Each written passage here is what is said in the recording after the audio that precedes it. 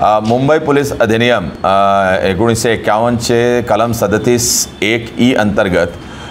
Police आयुक्तांना हा अधिकार आहे की जर कुठल्या तरी परिस्थिती निर्माण झालेली असेल ज्याच्यामध्ये कायदा व सुव्यवस्थेचे प्रश्न निर्माण होऊ शकते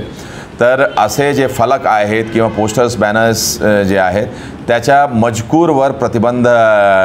लावू शकतात आणि त्या अनुषंगाने सध्या गणपती उत्सव आहे, त्याच्यानंतर देवी उत्सव होणार आणि त्याच्यानंतर फेब्रुवारी महिन्यात महानगरपालिकाची निवडणूक आहेत। हे सर्वची पार्श्वभूमी बघता त्याच्यामध्ये मजकूरवरून कुठलाही वाद निर्माण होऊ नये याच्यासाठी जे आहेत ते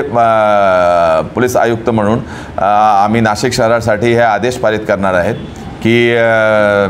जे काय पोस्टर्स बॅनर्स व फलक आहे त्याच्या मजकूरची परवानगी जी आहे ते पोलीस आयुक्तांकडून घ्यावी आणि त्या फलकावर किंवा पोस्टर्स बॅनरवर ते परवानगी क्रमांक जे आहेत ते नमूद करूनच ते पोस्टर बॅनरवर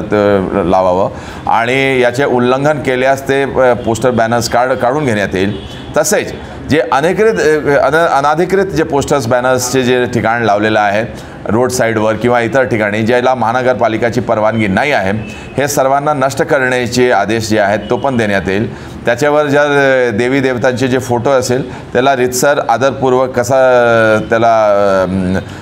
त्याची विल्हेवाट लावता येईल ते पण काळजी घेतली जाईल। मात्र असे जे अनाधिकृत